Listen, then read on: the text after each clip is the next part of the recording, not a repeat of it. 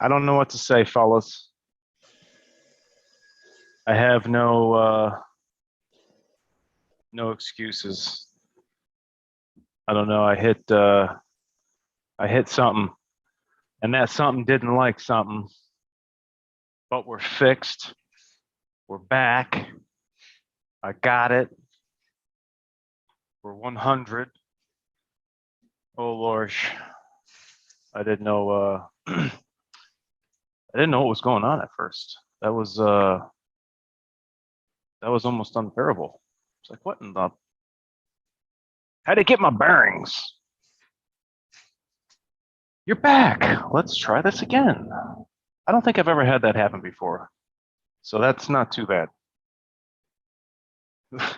Here come the comments. I love all you guys on the outside. That's funny. Like being able to connect. Never mind, it just popped on again. That's awesome. What's up, guys? Welcome back, Jared B. What's up, buddy? Thank you again for last week. I appreciate you. My I know, buddy. I know my Texan. He's down there laughing. I know he's probably having a cigarette right now, just laughing at me. I only hit the Terminator video. We were just talking about that. Ford Boss was just filling us in about the wonderful delight that he just got a hold of. So that was pretty cool to see. It's not every day you get to see those, especially a convertible. So we're gonna do again tonight. It's not going to be as long as it usually is. I got some early bedtime stories we got to do tonight. But we're going to go over some problems you guys have, just like we did before. I think outside of the live stream, a lot of the guys reached out and really liked what we had going on and interact. I really like when Ford Boss is at work and he's got a problem child, and we're able to multitask, help him get the customer's vehicle figured out, and get that guy back on the road. Vince, what up? What do we got here? We got Deaf question on the 2016 PS. Robert, you got the floor. Just ask a question. Just ask him a question. What are some other things we have going on? I am currently working on a thing, a resolution. I know Workplay TV has been complaining about this. A lot of other guys have reached out and have mentioned the same kind of thing, and that is on the IllumiDuties specifically. What's the deal with it not being able to charge?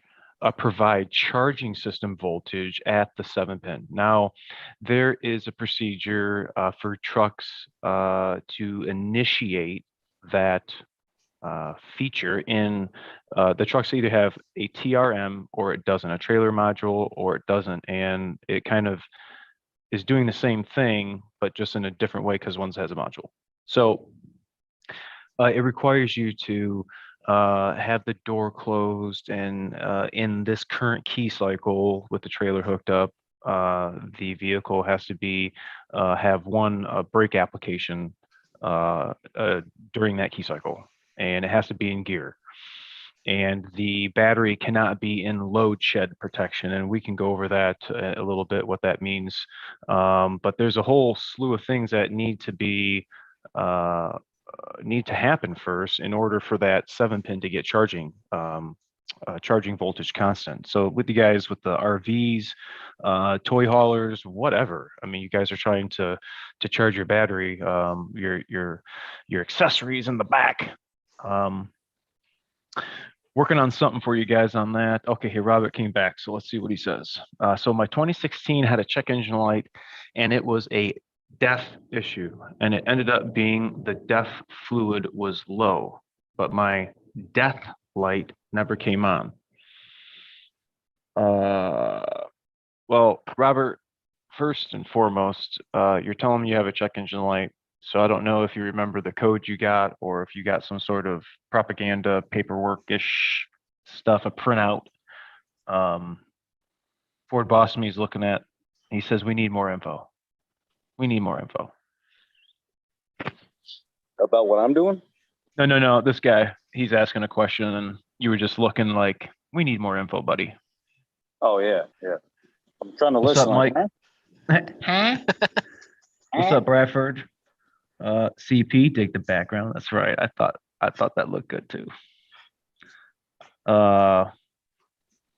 Mentions in the puck. Yes, sir. Yes, sir. Brandon. Accurate diesel. Where can I get SNS DPK replacement filters? Just got the kit in the mail today. Yeah. I don't know where you got your kit from, but I am sending everybody to just like Cody said, AccurateDiesel.com. They are in Michigan, all the way over here. Only we can say that right here. And see Tim, I have just talked to him last week and had actually invited him on the show at his convenience. I want to talk about Accurate Diesel. I think a lot of guys don't know that he either has the kits, not only the disaster prevention kits, but also some other things for your 6 liters, your 6.4, not just Powerstroke. He's got Duramax fuel system parts, lines, repair kits for the injector return line if it breaks off. He's got fittings for that repair. Check him out. We're gonna have him S. Palmer. That's correct. Yep. Vlad, my man. Eli. Okay, have a serious issue. While pulling, I'll lose my brake lights and turn signals on trailers. Trailers as in plural. Am I correct in assuming that? Comes and goes. Interesting. Well, I'm assuming trailers is plural. So can you confirm this is multiple trailers, or you just got one trailer and you fat fingered and put an S? What's a code? Not sure of a code. This is the guy with the DEF problem. Robert, I filled the DEF and cleared the light. No other issues. Why didn't my DEF indicator come on? What year truck is it? He says 16. That's not really going to have it. Well, I mean, it's going to have a low level indicator, but. Those can be kind of finicky. That's a real good thing to bring up. So when you guys get, whether it's an Illuma Duty or an 11 through 16, whatever, if you are filling DEF, fill the tank all the way. Don't add, a gallon and then we're good. That tank has to be filled up all the way.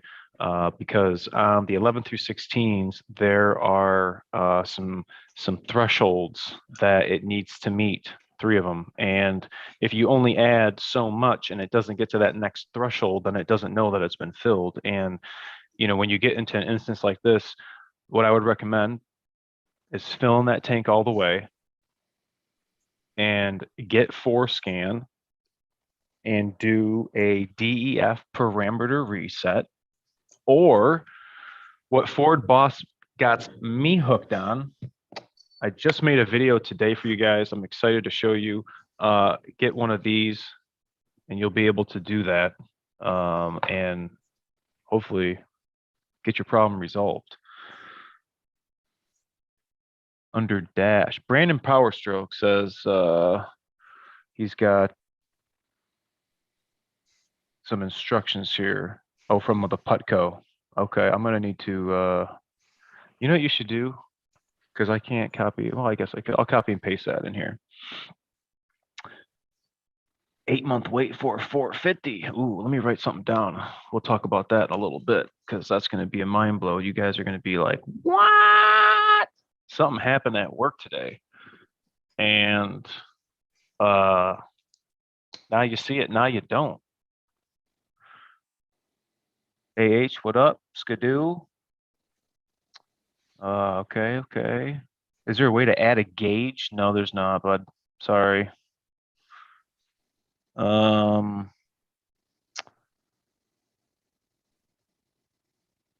I like how you guys are responding here.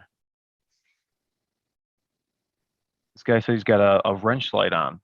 Rick Nichols, wrench light twice, but clears up on next start. Wrench light was on, engine was running rough. We need to get a code, buddy. We need to get some numbers.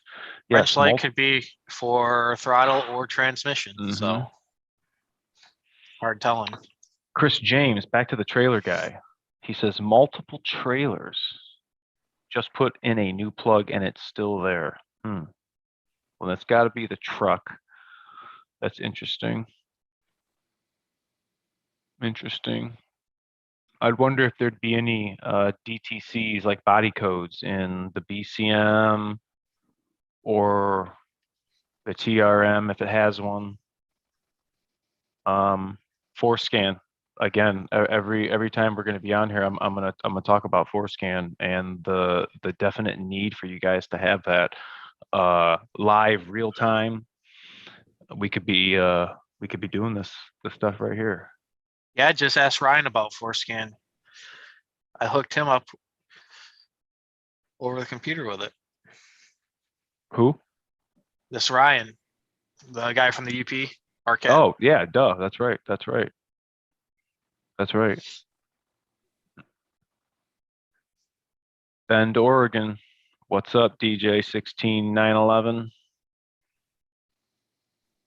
Just emailed me. Roger that, Echo One. I like it. What is this guy saying here? I want to go back to this one. For Italian, what's the word on the street? Is there still a chip shortage? I think so, man. I don't know. That's above my pay grade. Of mine as well. T-Mac. I've seen him here before. Good evening to all. I have a 21-250. The book says yellow antifreeze, but mine has green in it. Green in it. It is at the bottom of the midline. I would like to add a little. That is not green. It actually looks green, but it's actually the new Motorcraft yellow. It has dye in it. You wouldn't That's believe, why yeah, you wouldn't believe me, but believe me, it's definitely the new yellow. It's got a tinge of green, but I would definitely get you a gallon of the pre-diluted just to have some on hand. VC13G. Say that again for us. VC13G. There he is. You guys can check it out. Let me see if I have a bottle of it sitting right here just so I can show them. coming live from the shop for Boss Me. Sorry, I wish I would. I'm trying to pay attention at the same time. I was on a trip and some moisture was getting thrown up in an area. I have one rust spot on this car, and I got tired of it. Cut it out, cut the wires and stuff out, repaired all the wires and stuff, and now I'm actually going to build a fiberglass body spot to put back in where the metal rotted away, and then protect it all. Heck yeah. Does Ford sell a specific tire monitoring system for trailers, or can you use an aftermarket one hooked up and somehow to the dash? So here it is. It's the pre-diluted yellow, and if you look at the numbers here on the back,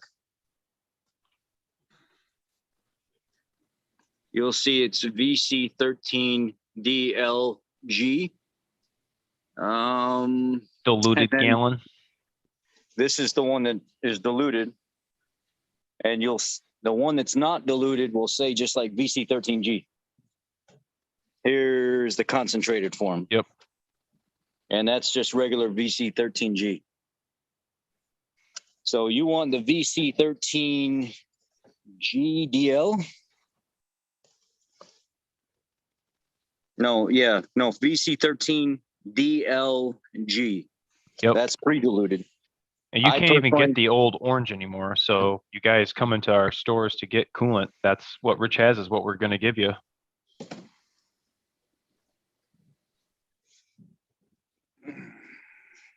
Concentrate, pre-diluted. I think I use more concentrate because do you guys keep distilled water on hand? We should start.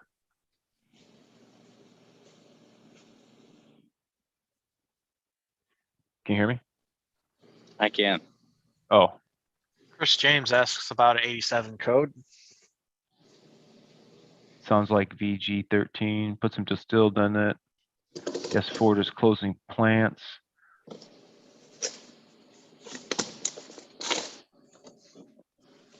Back to basically Barry, I don't know if Ford sells a specific tire monitoring system for trailers. I don't think so. They have their own kit on the newer trucks you can get. Daddy Diesel, my daddy. Rich did a movie on coolants going over all of them. Yes, he did. Yeah, I went over, VC13G, and then I went over like the different Xerox things and stuff like that, and the old school stuff that we have with Ford, the bitter green. Oh yeah, gosh, that's a long time ago. The pre-diluted green, and this stuff was VCDIL. Mm-hmm.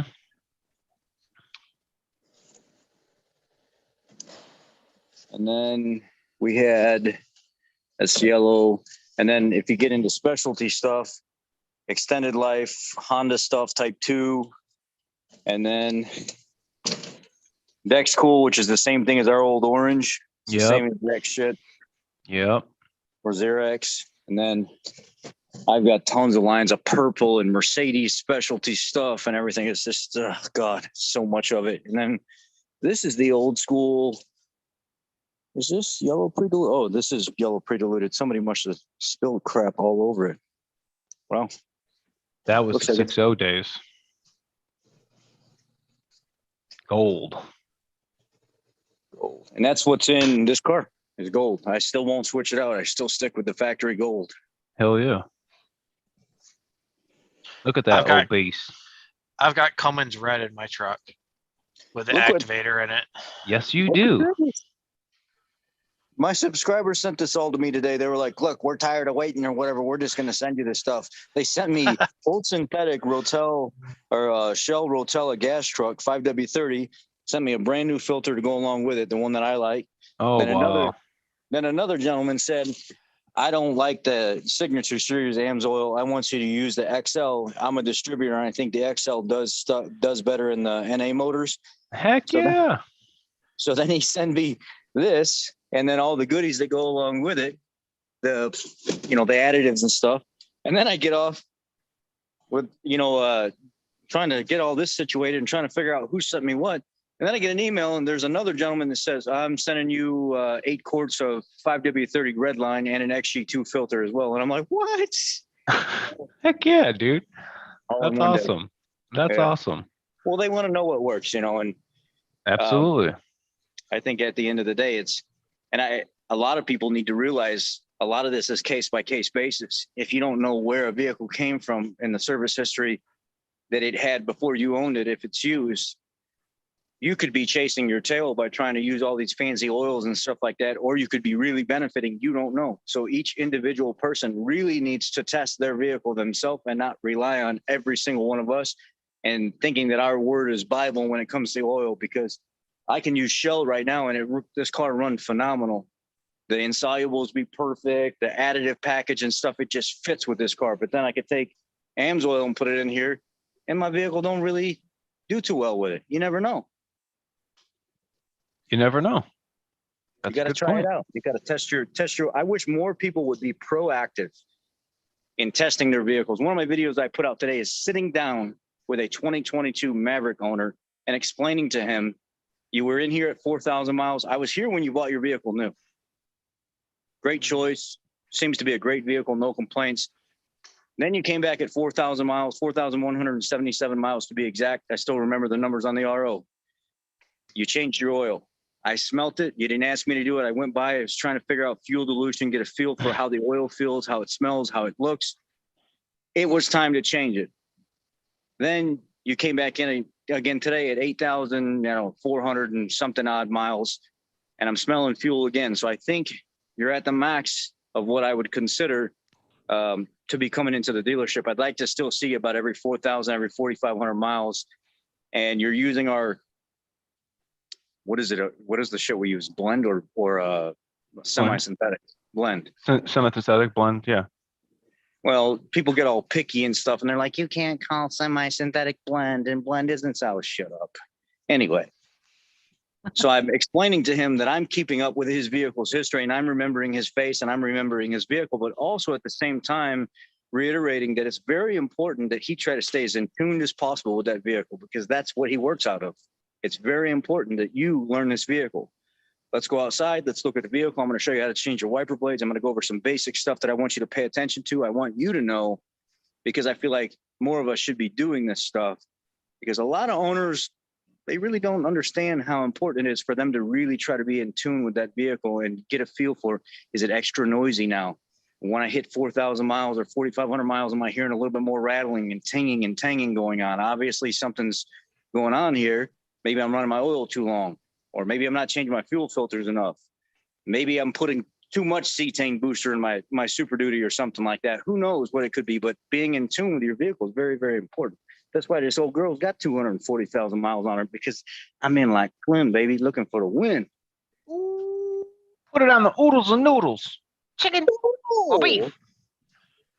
All right. How about this, Ford boss? What do you think? Remember that APIM one you had? It was a few months ago, a couple months ago. This guy says he's got a 22 250 XLT, so it's going to have the Sync 3, the same screen. Mm-hmm. When phone is connected to the truck and talking on the phone through Apple CarPlay, people say they can't hear me talking. Is there a fix? Probably APIM. Yeah, it's more than likely going to be an APIM. Probably but APIM. A lot of times, and a lot of people are not going to admit to this, but you're going to hear owners and stuff on the internet talk about how their Apple CarPlay works so freaking great on their Sync 3 and everything else. But the majority of people out there, Apple CarPlay doesn't actually work on the Sync system that well. And we've had multiple issues with customers coming in and saying, look, why do I have to unplug and plug in, unplug and plug in, unplug and plug in all the time? And it always has to be tethered. There's always been an issue with Apple CarPlay on and off. Now, there's people out there that swear they've never had an issue, but the majority of people have had an abundance of issues with Apple CarPlay. I don't really think Apple CarPlay is ever going to run that well on the Sync system. I've never heard Apple ever work right on Sync. Yeah. Every customer that comes in here has had some kind of issue where it just does not work right. Android for life. Hey, that's what I'm talking about. Whoa. It's that. Whoa. Chris James, P080 0087. Cody, how many different things could that be? Low pressure system, high pressure system. What's your fuel pressures? That's no good. Is it happening under load? What does your fuel system look like? I mean, there's a lot of. But don't get me started with Mavericks. I had a Maverick today that really bit me. But Really? yeah, 270 some miles on it, and it had an intermittent loss of communication with the coolant pump. Yeah. Module. Yep. Come to find out, the pin was missing the retention spring at the BJB for the pump. The retention spring. So when you slide the connector over, it wasn't. So when there? you slide in the retarded test tool, it just drops right in and falls right out of the pin. The little tiny retention spring inside. The little part that's like the little tab that comes up and it cuts back and it keeps pressure up against it. Yeah. Yeah, that's what happened on that. I got a video on a 19 Edge that luckily these people were really freaking cool, man, because they came to the dealer like 7 times before I ended up. I'm ripping everything out of the back of this thing, from side panels, floor stuff, everything else. And I can't figure out why in the hell will this liftgate just intermittently cut out and not work for hours or days. And then after the 7th time of them being patient and coming back for a few hours at a time, I rip apart on the driver's side. There's a liftgate module that's underneath another module, and I'm looking in all the connectors, and I'm just trying to real fine, like look like I'm gonna make out with the damn thing. And I'm looking, and I'm like, what the fuck is that? Wait a second, why do all those other connectors look like the retention springs there, but this one's completely gone, and half of it's the little round part that goes in, and then the retention spring keeps pressure up against that tab was not even there. was completely gone. And intermittently, it would make bad connection, and then come back, and then it'd go away, and then it'd come back, and then it'd go away. Yeah, we were able to find it because it was working during the pinpoint test, and it led to replace the water pump again. Like, well, we've already put 2 water pumps on this. It's not the water pump. We ain't doing it again. Exactly. And it just happened like that. It went down to 8 volts. We had the voltmeter on it. It went from 12 to 8. The pump stopped. We started shaking the harness, and we were able to figure out where it was at. Because we were about ready to chuck 2 harnesses and a BJB at it. Oof. Was it on the pump itself, or was it at the BJB, the spring? It was the bottom of the connector that goes into the BJB. So what'd you have him do? Just repin it? Yep, new pin. Okay. Had it fixed before I even knew it, so. Like, okay, well, that works. Well, the guy that came in today, he said he's not concerned with it yet. So just so you know, he said there's been 2 times now in the last month that he go to his vehicle, drive it fine, go somewhere, park the vehicle, get out of the vehicle, go to walk away with the vehicle still unlocked, and then go back, and the vehicle is locked itself. And he's like, I didn't push the button. I didn't have a button anywhere where I unlocked the vehicle, I get back in, it's fine.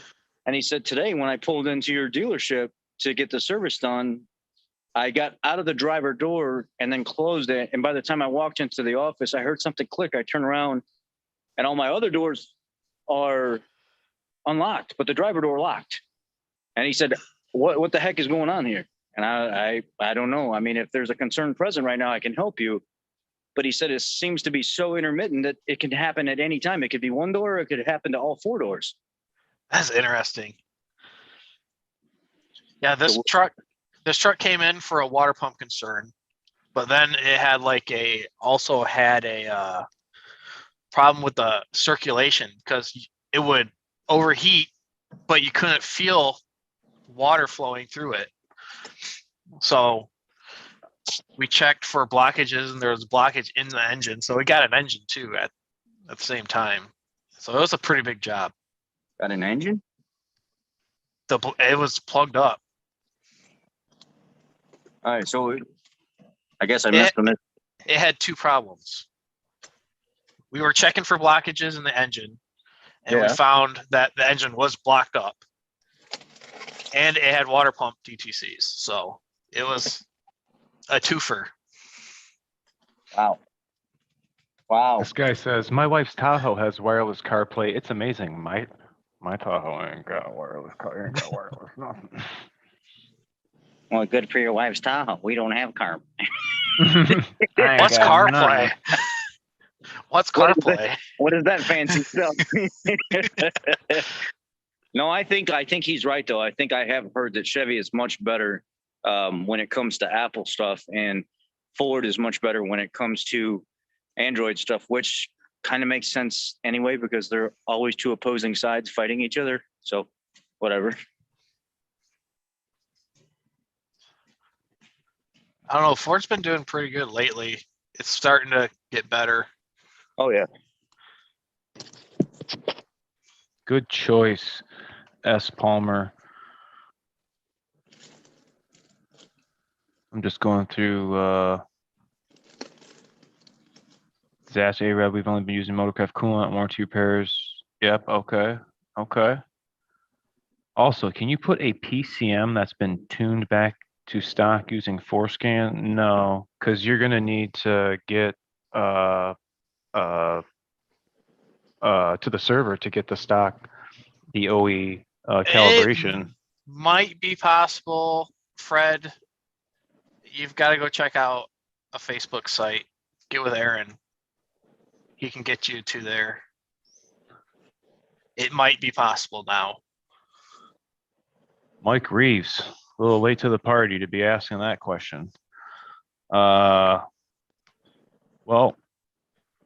to recap real quick, because we go over it a lot, but I want you to be knowledgeable about what you have there. I suggest, you know what I'm going to tell you to do is go to SNS, on YouTube and watch Luke, the owner. Here comes DS Trucks live from the garage, probably. And look at Luke actually talking about the whole CP4 pump, the setup, and what the kid is actually doing. It's a real good, more than I can explain to you. He goes into great detail and very easy to understand and whatnot. So DS, I'm so sorry, bro. I had a screw up. I don't know what happened, and I got it running. And then somebody started talking about TPMS sensors on 450s, and I'm like, oh my God, I forgot to. So we're good. He was gonna go to sleep anyway. No, I saw the screw up. It's just, Oh, come on. no, you're like, something's wrong. I'm like, it looks fine to me. How Yeah, was I it, buddy? don't know what happened. It was working. How's I that don't know. snow? How's that snow? It was How's business? cool. It was cool. I didn't have any casualties, and everybody showed up. A couple snowfalls, and I did some crazy stuff, and yeah. It started snowing here a little bit ago. Like actively snowing right now? Just real light. We don't know if it's gonna actually pick up because it wasn't really that expected. I hope we get hit again. I really had a good time doing it. It was wet and heavy too. So today at work, I guess it was not expected. If you guys remember my coworker who had the 22 King Ranch, that beautiful antimatter blue, Yep. gorgeous. Well, guess what? It's Ain't got it no gone. more. It's gone. Someone must wanted it more than him. See you No way. later. No way. He didn't have a ride home. His wife had to come and get him From work? from work. This You're in the- boy already ordered a new truck and has already made a profit with how much he sold the truck for to a autoplex in Okay. Texas. Okay. They gave him asking price and didn't haggle him down. Said we'll have an associate on a plane tomorrow to come get it, meet you at the bank, and he's like, "Look what they just deposited in my account." I'm like,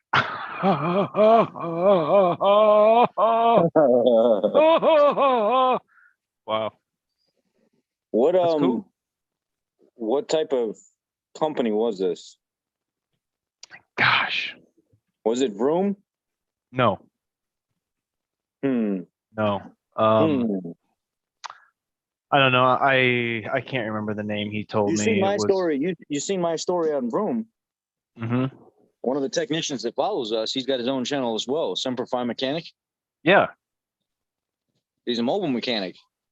And Vroom was paying him contract $150 a car to run out and go from car to car to car to car and inspect them.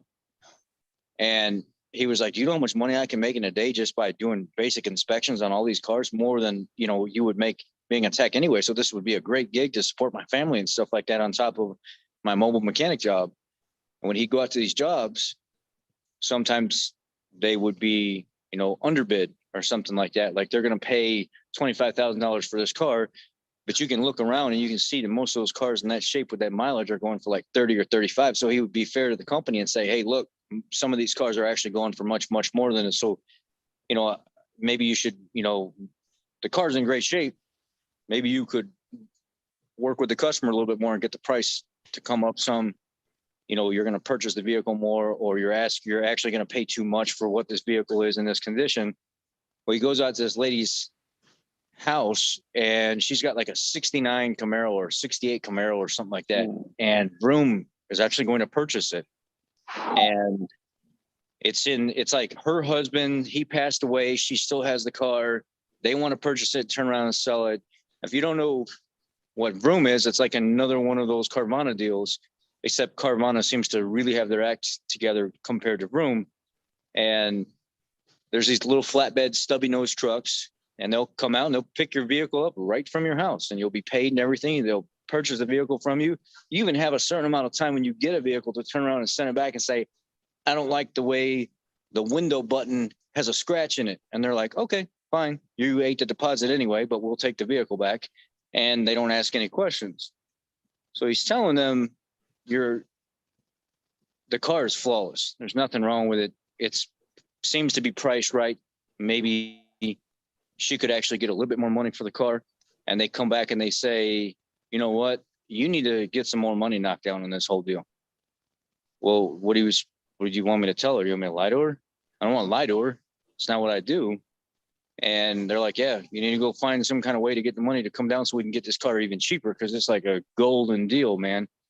And I guess he goes back and he tells her, against his better judgment, he knew he shouldn't have done it. Hey, we still got to transport this truck, and maybe we could get it to come down like another $1,500 or something. I don't ballpark numbers. And they go back and the family talks and stuff like that, and they agree to it. And then he calls his person of contact up at room and says, okay, we got to knock down some more. And he's like, no, you don't understand. You need to get it knocked down. Like, go lie to them or something and tell them the transmission's like broken or something, and it's going to be like $4,000 to fix it, just so we could get the vehicle cheaper. And at that point, he was like, dude, I can't do this, man. It's against my ethics as a Marine, as a person. I can't do this to people and stuff like that. I'm just not going to do it. This vehicle's too nice. It's in such good shape. It runs. Everything's perfect on it. I'm not going to do that to this lady. And after all, she invited me in the house. She's treating me like a mother and stuff, feeding me and everything else. Two Dodge. And they ended up letting him go. Wow.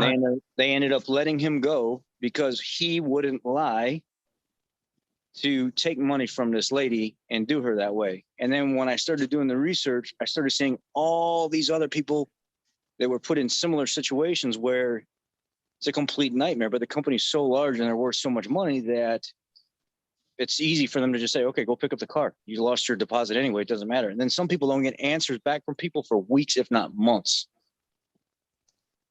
while going through financing. It's just, Wow.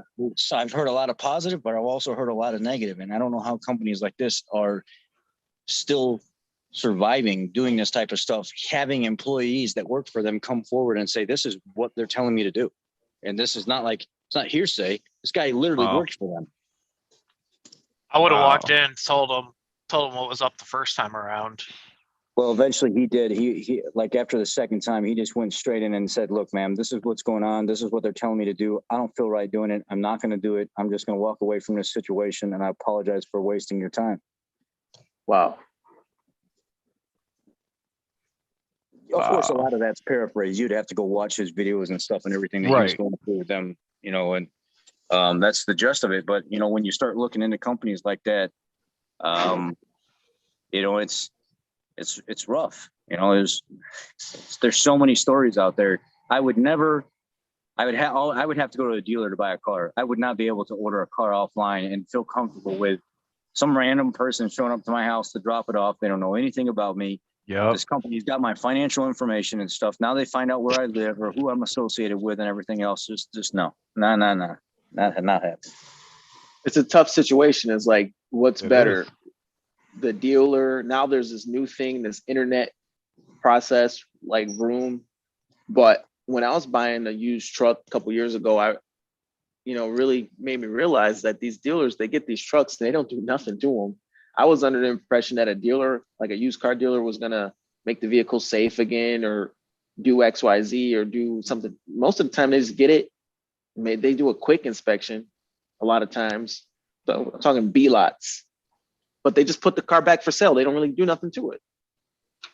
I mean, there's certain safety aspects you have to look into. Like, we have to look at brakes, we have to look at tires, we have to look at those things. But if there's like a super old vehicle, but it's really nice and it needs quite a bit of work, and the dealer's going to lose their tail on it, but they know there's a market for it in the area, they may throw it on the lot and say, look, here's the stuff that's wrong with it. It's worth some money, some good money, but I'm just going to be honest with you up front. There's work that has to be put into it, but every vehicle that comes through our dealership has to have an inspection report, and every vehicle has to go, you have to go from front to back. And on the service side, we don't deal with the inner workings of what goes on the sales side. We tell sales, this is what's going on 100%. This is what we see. Every single thing that we see wrong with it, this is what needs to be done. Now you up there, it's like there's a divider in a dealership, and a lot of people don't understand this. That we work great as a group up here, they work great as a group up there, but the two of us will never work great as a group together because we want to fix everything. We want to fix every single thing on the vehicle and make all the money that we can on that vehicle and really make sure that vehicle is taken care of. Now, as a business, you have to look at it and say, all right, replace the tires on it because it's below minimum safe spec. Replace the brakes on it. It's got a little bit of a valve cover leak. There's a little bit of oil and it's not pouring out of it. It's just wet or something. Yeah, we're not going to fix that. The vehicle's got 70,000 miles on it, and they're probably going to buy an aftermarket warranty or something anyway. So when it happens in the future, there'll be a warranty there that covers it. But little small things that you would think that, like you just said, like they would fix those things before selling it, doesn't always get done because of business practices. Yeah. Well, it's probably a little better to at least go to a Ford dealer, used car lot. They have certified stuff, and then they have stuff that's maybe not. But a lot of times they'll get rid of a vehicle for cheap, something that needs a lot of work. They'll list it for cheap. And just kind of let it go. Whereas these other lots, like the real different level, not a dealer, they're just turning them over a lot of times.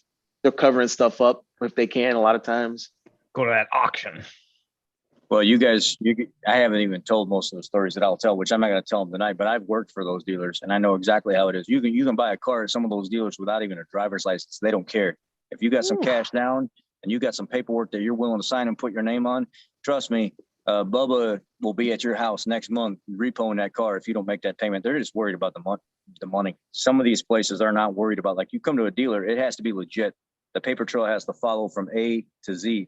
Some of these hole in the wall places where I had my own shop and stuff like that, and I was working with a used car lot that was attached to my service center. Some of the stuff that they would have me do, and some of the people that I would see show up to buy cars, some of them wouldn't even have a driver's license. They'd find a way to get the paperwork to go through just so they could get the car off the lot, take their money, and then come repossess it next month because they knew what was going to happen. Wow. dang. That's like unethical. But at the same time, it's nice to have a safe place to go to do a transaction like a dealer. You know, if you're going to do private sale and it's a $30,000 car, $30,000 truck, then you've got to do this deal in someone's backyard or an alley or a public place maybe. And if things go sideways, that's Now, before we completely move on, not to completely bash Vroom, there was an instance where a guy had a BMW show up and he paid his money and stuff for it. And there's like a probationary period, and the guy didn't like the fact that the window acted up, and then all of a sudden the check engine light popped on. And then the morning that he called him up and he was like, "Hey, no, you got to come get this thing. I'm not even going to chance it. I'm already seeing red flags. I'm sorry, the deal is going to have to fall through. Just give me my money back. I'll give you your car back."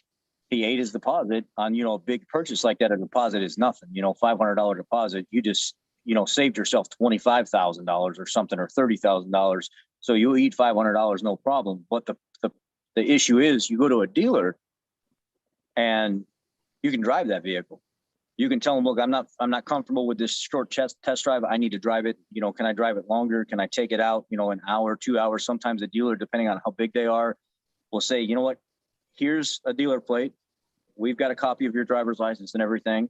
If you don't feel comfortable right now, take it on a Friday, take it for the weekend.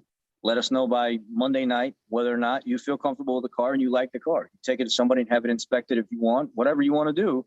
And the car's yours when you're ready. If not, then bring the car back and we'll look at some other cars or something." Now, Right. you don't necessarily have that option with these online companies because it's a process.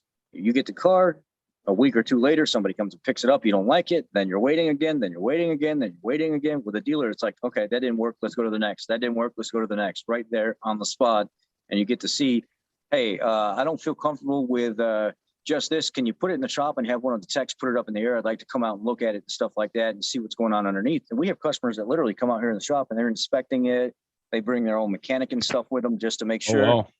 You don't get that with a lot of these online companies. It's not going to happen. That's true. That's true. That's a big factor when buying a vehicle, getting behind the wheel of the vehicle, sitting in it, having a mechanic, your mechanic, look at it if need be. But that's things you want to worry about. Just like when Eli here, he's asking, you guys are looking to buy a 6.7. What are the better years, and what's a lot of miles for a 6.7? I mean, we were actually literally just talking about this yesterday with a couple of guys over on the Diesel Performance podcast. They were kind of asking about the different years of the 6.7 and what they went from 11 through 16, and then 17 through 19, and what we are now. I really like the Illuma duties. Dudes might not like the newer trucks, want the steel body ones. You can get a truck at 100,000 miles, 150,000 miles, just like Ford Boss Me. What we were like literally just talking about, and then rolling into his question.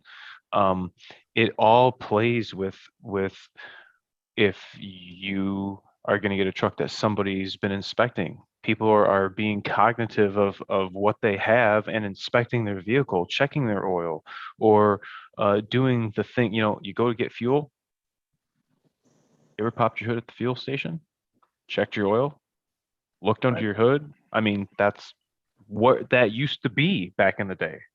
And I think a lot of people forget that, and it's important, and that is going to help put those vehicles out in the market that are going to be worth buying. So you just got to get you a good flashlight, lay underneath the truck, ask questions. If you can, be tangible if you're by it, but, look at pictures. And, I always, I had a buddy of mine, sent me a picture of an excursion, not pictures of an excursion. And he's like, what do you think about this? I'm like, oh, wow, the interior looks nice. Under the hood looks nice. Oh, I don't give it about that. Let me see underneath. Can you ask the guy for pictures? Oh, he didn't have any from underneath. I want to see the oil pan. I want to see the trans pan. I want to see the exhaust. Like, you could just have the thing repainted, but the whole underside could be rotted. Like, those need to be included in the pictures. See what it looks like. That's going to tell you a lot of it. How many times do Ford Boss and I see trucks come in, plow trucks, 2, 3, 4, 5 years old, hammered. Yeah. What are you going to do? Do you want to buy something like that? No, these companies hammer them and then dump them as soon as they're done with them. They're write-offs. Going to be hand-me-down to a guy that's starting off. He don't need new stuff. Yeah. I think with these diesel trucks, it's not uncommon to keep records, maintenance records. Anytime anything's done, oil, stuff like that should be written down. So generally speaking, having maintenance records, if you're looking for a used diesel, like 6.7, would be advantageous. But also too, wouldn't the 11, the first year, kind of be the one not to, if you could avoid that year? Yeah, I would do an 11. The glow plugs. I wouldn't. I mean, and then they have that oil. Especially if the head's been replaced already. And most of them have, or have had the valves installed, the new valves installed. So I think the 11 is the same. Like we had problems at Hertz with our 11s, our work trucks. The injector hold downs would pop and they would break with that hot metal type hold down. And then you have to go to the newer, updated, stronger one. And then, like Cody said, the heads, the valves, the 11 is probably the one that I would stay away from the most. Yeah. And that would be the year too, where they first had some crankshaft failures as well, I think. So I think a lot of that stuff is corrected in future years, but that don't mean don't get an 11. It just, I mean, most of the 11s are going to be fixed by now. They're going to be fixed. Yeah. To be honest. So, all right. I want to ask you guys a question. One of these guys just kind of triggered something. For all 117 of you guys watching, 120 now, smash that like button. And then I want you to let me know in the comments. I want you to answer my question. If I could come up with some sort of thing like this, okay, that was a PTT maintenance, you flip it over, got some boxes or something sold out, specified. Would you guys be interested in that? Yes. I've been I can- brainstorming this. I've really been brainstorming this, and this guy just triggered my thought about it. And I look at this every day, and I just haven't jumped on the bandwagon. But I'm really contemplating putting something out into the community that I can offer you guys. Keep it in your truck. Boom, flip it over. What did I do? Oh, boom. Hey, I see it right there.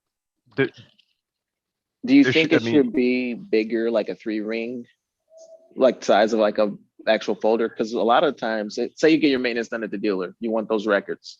Well, you get a whole page. It's like a whole thing like this, and you just keep. For me, I just keep stacking up all my But dealer this is invoices. personal. This is convenient. This is something that goes in my little spot between my leg on the little in the center console, or goes in my center console on the lid. Or for instance, I have one in my truck where I keep all my fuel receipts. And I'm already getting text messages. This guy says I should have already had it. Look at this. Yes, yes, yes, yes, yes, yes, yes. Okay, well that's overwhelming. That's freaking awesome. I love it. Aaron, the Ford forum people that use like my EcoBoost stuff, a lot of them have already asked me personally to create exactly what you're talking about right now. They want that because they don't trust a lot of the general maintenance stuff that we talk about all the time. That comes from the manufacturer. They want to hear from us what we're seeing, what we see needs to be done, and people would much rather go by that rather than some general manufacturer spec that doesn't even fit most people anyway. Yeah. Let's go back up here. Sign me up. Use those right in the rain every day. I got it at Home Depot. I saw it there, and I knew I wanted to do something with it, and I actually use this one to write down, ideas or stuff. I'll think of something in the middle of the day, and I need to write something down, and I cross them off as I go on and make content and make videos for you guys. But this is something I've been wanting to do. I'm glad Ford Boss is kind of feeling the same thing. People are reaching out to him for the same thing, and I think not just my community, but his community, 90,000 of us, I think really could use this. It's something that would be simple. It doesn't Yeah. have to be some complicated. I got to get my stamp out. No, just get you a pen, get you a pencil. Date, what you did, the mileage, something. It's very, very frivolous, easy, no Yeah. brainer, no brainer. That would especially help a lot of the guys that don't go to the dealer for their service anymore. It's long out of warranty and stuff like that, and they're keeping track like DS. DS does a lot of his own stuff. And keeping records and stuff like that. It comes down to personal accountability, and how on top of your maintenance you want to be. And if somebody had something quick like that, well, let's say I changed the oil at this recommended mileage, and maybe jot yourself a note on, this is what it kind of looked like, this is what it smelled like, this is what it felt like, this is how the truck's been running. I do a lot of that in my own stuff on my own personal vehicle, and I keep my own personal notes and stuff every time I change my oil. This is when I change my belts on my truck. This is when I flush my coolant. I can almost go back because I keep notes so much that I know exactly what's going on with this before the next service even comes up, because I have something. I know where I have to be. Yeah, it definitely helps when you look back and see everything in order. You writing down miles and stuff like that. It's huge. I use an let me go app. back.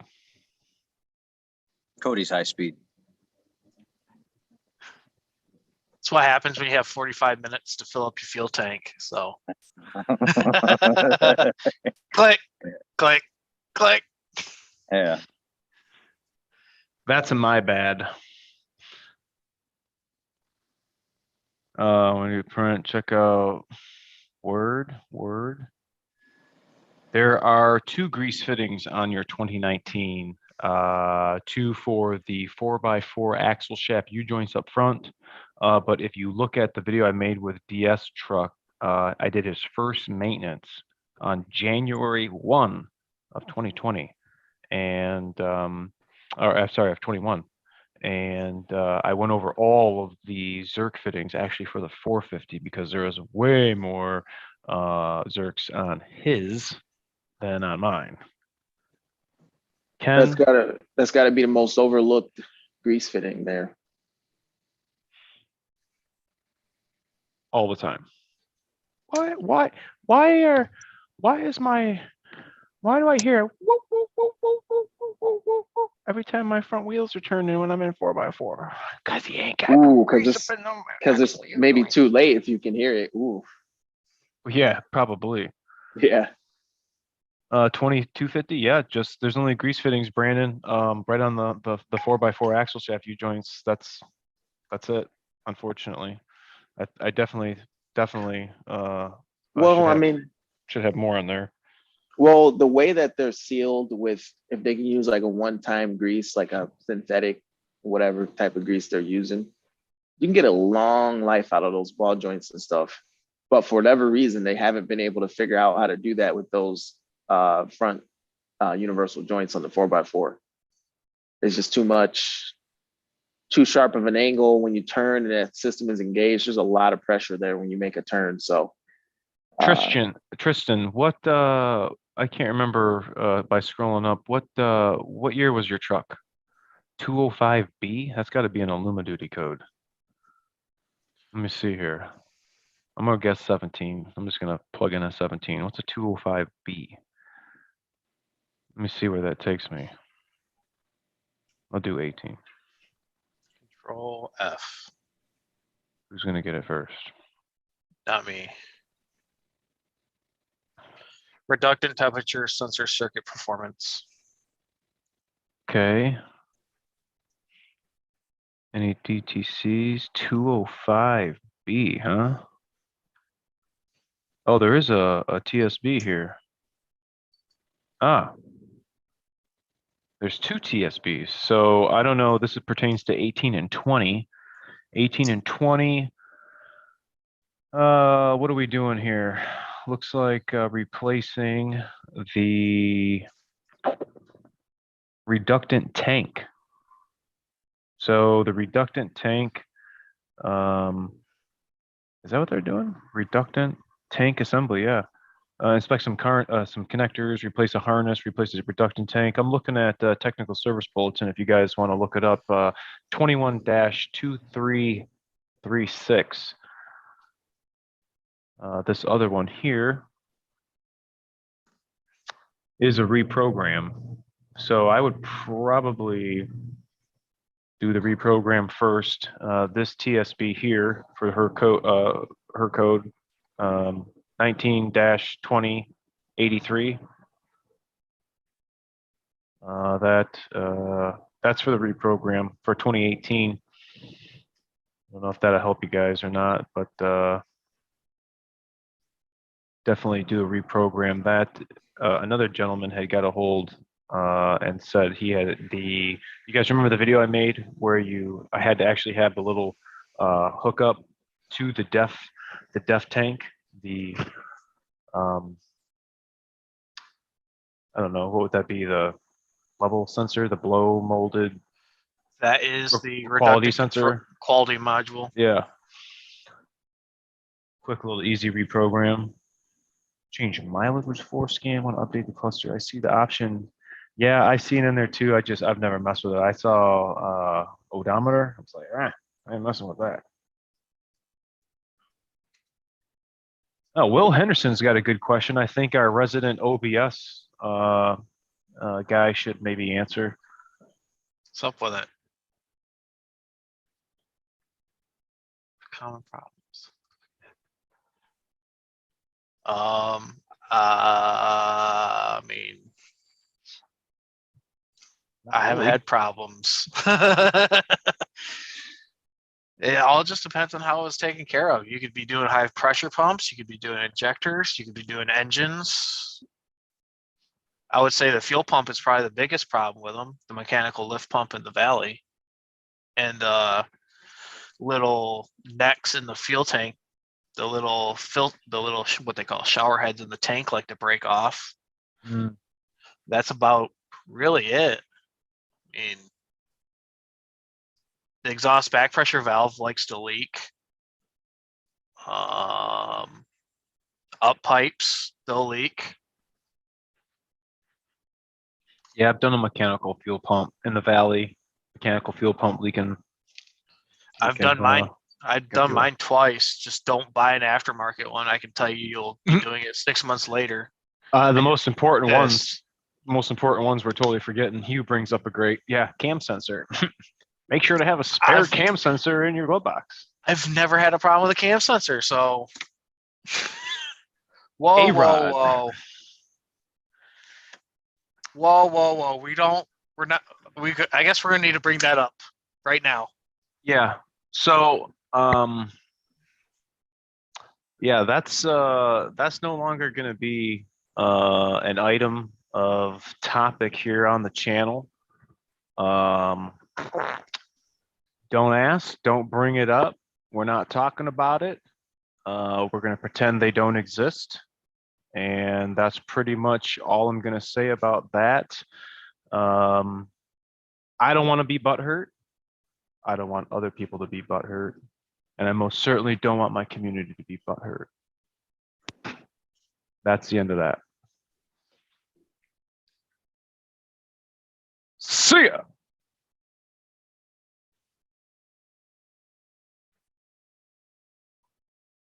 FBM making sparks. Super Duty, A-Rod, did you go over the no heat issue on the 2011 to 2016 short video you put out? I did not. I actually made the video. Sneak peek. It was a thermostat. But I showed you guys what the dilly was. Diagnostics, the pre, the post. It was pretty good. It was you need a scan tool. 4Scan, think diag. I got sitting over here on the table. We got to be able to talk to these trucks, and it's not just pulling codes. We need something a little more sophisticated than just pulling codes. So my service advisor told me that there were no fittings on the 12 F350 4x4 after seeing your video. I found it, and it was never done until 65,000. Oof. Wow. So was there any issues with it? Did you see any metal come out? He didn't say. He said it shifted better after. I bet it did.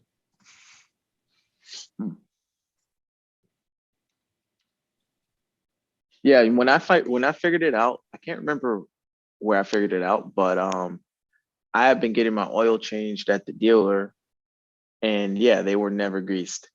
My half shafts were never greased, and it didn't look good. Like the stuff that came out, it was definitely a little bit of glitter that looked like when it came out, but it wasn't. After I did it, it wasn't an issue moving forward. So, there's definitely there maybe be some negative repercussions down the road.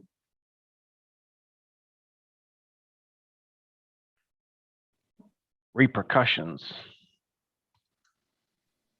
by not greasing is not going to be good. Can be locked up. Look at Ford Boss out there. Look at him. He's grinding. He's working hard.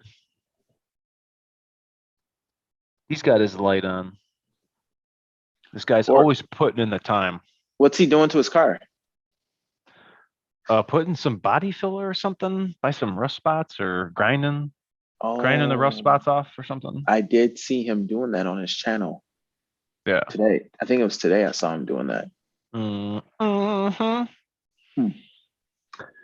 Well, fellas, I'm going to cut it short tonight. I appreciate you all coming through. I love chatting with you guys. Bring your problems Wednesdays. Maybe this will be a reoccurring thing. I think it's cool to interact with you guys. I appreciate it. Make sure to drop through. We're still uploading everything on the podcast app, Podbean, Spotify, Apple, iTunes, all that stuff. Make sure to check them out when if you guys can't watch it on YouTube. Ford Boss, I hope you have a great rest of the night at work. Bobo, We'll talk to you tomorrow. CPDS, sorry for the late invite, but I'm glad you came. Everybody, thanks for showing up. We will see you next time. Later.